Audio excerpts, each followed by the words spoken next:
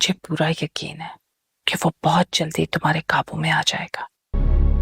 मेरे ससुराल वालों ने ना मेरा फोन उठाया ना ही सोचा कि वो अपने साथ इस मासूम का रिस्क भी लेकर। हमने बहुत कॉल्स की उन्हें। जब फिक्र दिखाने का वक्त आया तो गायब हो गई। सिर्फ लाडली के आने वाले एपिसोड में आप देखेंगे कि नाज़ो को तो अब लग पता जाएगा कि उसने किससे पंगा लिया है।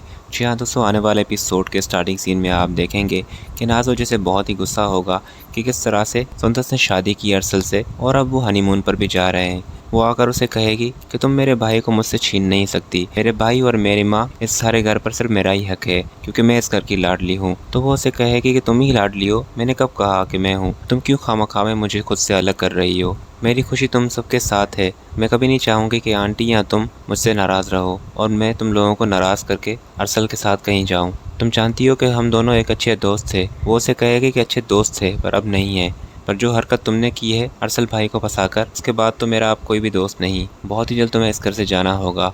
यहाँ पर जब वो अरसल के लिए और उसके रिश्ते के ऊपर बात करेगी तो सुंदर को दोस्तों बहुत ही गुस्सा आएगा और वो उसे कहेगी कि मेरे बारे में या अरसल के बारे में बोलने से पहले 10 दफ़ा सोचना, हम दोनों ने निकाह किया है और अंकल की मौजूदगी में किया है, हमने कोई गुनाह नहीं किया।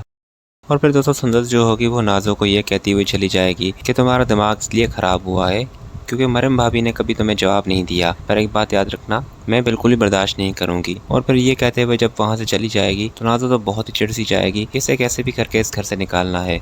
और फिर जाकर अपनी अम्मी और अपने बाबा के कान भरेगी, जहाँ पर उसका बाबा तो उसे कहेगा कि नाज़ो ये बातें तुम्हारी करने की नहीं है, ये सारे बड़ों के फैसले हैं और जब मैंने शादी करवाई है ये तो इसका जिम्मेदारी मैं हूँ और